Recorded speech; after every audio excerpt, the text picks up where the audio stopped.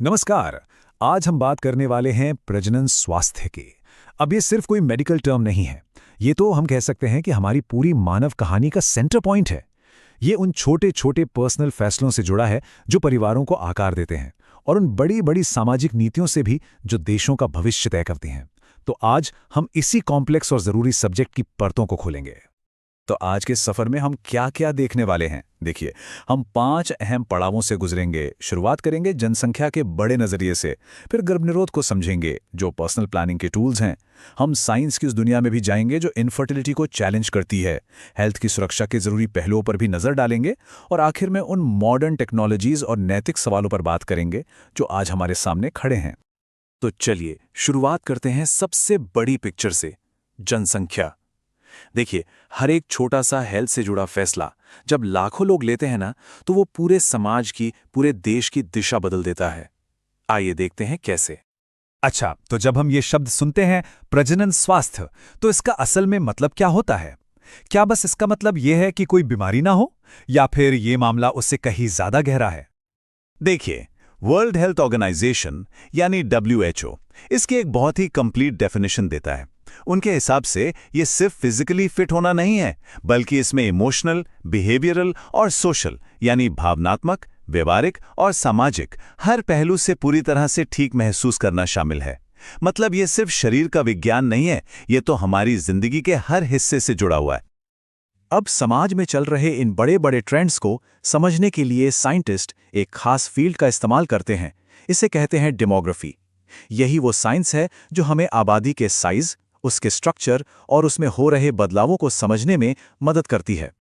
पिछली सदी में एक जबरदस्त बदलाव आया, जिसे हम सब पॉपुलेशन एक्सप्लोजन या जनसंख्या विस्फोट के नाम से जानते हैं। अब सोचिए, हुआ क्या?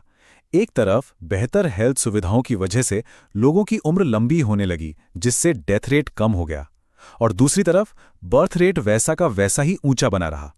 बस इन दोनों चीजों ने मिलकर दुनिया की आबादी को एक ऐसी स्पीड से बढ़ाया जो पहले कभी नहीं देखी गई थी। और इसी ग्लोबल चैलेंज के बीच, पता है, भारत ने एक बहुत ही आगे की सोच वाला कदम उठाया। साल था 1951। जब दुनिया के कई देश इस बारे में सोच तक नहीं रहे थे, तब भारत दुनिया का पहला देश बना जिसने नेशनल लेवल पर एक फैमिली प्लानिंग प्रोग्राम शुरू किया। ये वाकई जनसंख्या को मैनेज करने की दिशा में एक बहुत बड़ा और हिम्मत वाला कदम था। तो ये तो हुई बड़ी पिक्चर की बात। अब आते हैं व्यक्तिगत यानी पर्सनल प्लानिंग पर। हमारा दूसरा सेक्शन है गर्भ निरोध के उन तरीकों पर जो फैमिली प्लानिंग के लिए सबसे जरूरी टूल्स हैं। अच्छा, तो उन लोगों के लिए जो ये फैसला कर चुके हैं कि उनकी फैमिली अब पूरी हो गई है, परमानेंट कॉन्ट्रासेप्शन के 2 मेन सर्जिकल ऑप्शन हैं।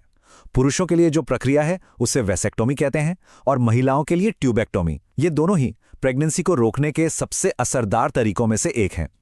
अब अगर हम टेम्पररी लेकिन लंबे समय तक चलने वाले तरीकों की बात करें, तो आईयूडीज काफी पॉपुलर हैं, और इसका सबसे कॉमन एग्जाम्पल है कॉपर टी। ये एक छोटा सा डिवाइस होता है जिसे गर्भाशय यानी यूट्रस में रखा जाता है। इससे जो कॉपर आयंस निकलते हैं ना, वो स्पर्म के लिए एक ऐसा माहौल बना देते हैं कि उनकी अंडे तक पहुंचने की ताकत ही खत्म हो जाती है, और इस तरह फर्टिलाइजेशन रुक जाता है। और हाँ, कॉन्ट्रासेप्शन की फील्ड में भारत का भी एक बहुत बड़ा कंट्रीब्यूशन रहा है, सहेली। ये एक कमाल का उदाहरण है। लखनऊ में डेवलप की गई ये गोली 2 वजहों से एक तरह से क्रांतिकारी है। पहली, इसे रोज नहीं बल्कि हफ्ते में बस 1 बार लेना होता है, और दूसरी, ये नॉन हार्मोनल है, जिसका मतलब है कि इसके साइड इफेक्ट्स भी बहुत कम होते हैं। चलिए, अब हम अपने तीसरे सेक्शन पर आते हैं, असिस्टेड रिप्रोडक्शन का साइंस। ये उन लोगों और कपल्स के लिए उम्मीद की एक नई किरण है जिन्हें बच्चा कंसीव करने में मुश्किलें आ रही हैं। तो ये जितनी भी मॉडर्न टेक्निक्स हैं, इन सबको एक साथ मिलाकर कहा जाता है असिस्टेड रिप्रोडक्टिव टेक्नोलॉजी, या शॉर्ट में कहें तो ART। इसमें वो सारी मेडिकल प्रक्रियाएं शामिल हैं जो इनफर्टिलिटी से डील करने और कपल्स को कंसीव करने में मदद करती हैं। आर्ट की दुनिया में जो नाम सबसे ज्यादा सुनने में आता है वो है IVF यानी इन विट्रो फर्टिलाइजेशन। ये एक कमाल की प्रक्रिया है जिसमें जिंदगी की शुरुआत शरीर के बाहर एक लैब में होती है। मतलब एग और स्पर्म का फर्टिलाइजेशन साइंटिस्ट की देखरेख में होता है, और फिर जो एम्ब्रियो तैयार होता है उसे मां के यूट्रस में ट्रांसफर कर दिया जाता है। सोचिए, जो बात कभी सिर्फ साइंस फिक्शन की कहानियों में लगती थी, वो हकीकत बन गई। 1978 में दुनिया की पहली test tube baby Louise Joy Brown का जन्म हुआ और भारत भी इस रेस में पीछे नहीं रहा। ठीक 8 साल बाद 1986 में भारत की पहली टेस्ट ट्यूब बेबी हर्षा का जन्म हुआ। इन दोनों बच्चों के जन्म ने दुनिया भर के लाखों कपल्स के लिए उम्मीद के नए दरवाजे खोल दिए। देखिए, रिप्रोडक्टिव हेल्थ का मतलब सिर्फ फैमिली प्लानिंग या कंसीव करना ही नहीं होता। इसमें हेल्थ की सेफ्टी भी शामिल है। और इसी सिलसिले में सेक्सुअली ट्रांसमिटेड डिजीजेज यानी एसटीडीज से बचाव एक बहुत ही जरूरी पहलू है। एसटीडीज को हम इस आधार पर बांट सकते हैं कि उन्हें कौन से माइक्रो ऑर्गेनिजम्स पैदा कर रहे हैं। जैसे कुछ बैक्टीरिया से होते हैं, जैसे गोनोरिया और सिफिलिस। कुछ होते हैं वायरस से, जैसे जेनिटल हर्पीज और एड्स। और कुछ प्रोटोजोआ से भी होते हैं, जैसे ट्राइकोमोनियासिस। और यहाँ पे एक बहुत ज़रूरी फ़र्क समझना होगा। जो एसटीडीज बैक्टीरिया से होते हैं, उनमें से कई का इलाज एंटीबायोटिक्स से हो जाता है, लेकिन एड्स जैसे जो वायरल इन्फेक्शंस हैं, उनका कोई पक्का इलाज आज भी नहीं है। और इसीलिए इनसे बचने का सबसे बड़ा हथियार है जानकारी और बचाव। तो चलिए, अब हम अपने आखिरी सेक्शन पर आते हैं।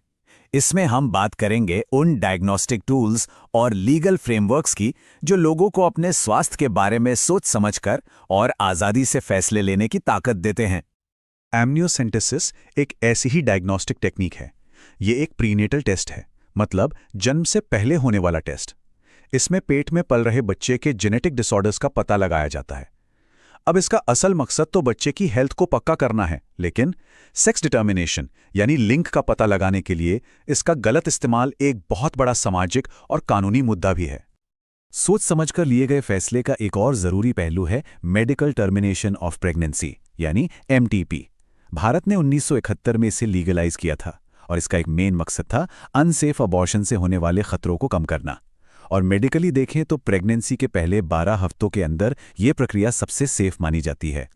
तो कुल मिलाकर देखें तो एक हेल्दी सोसाइटी के लिए रिप्रोडक्टिव हेल्थ के ये 4 पिलर्स हैं जो एक साथ काम करते हैं।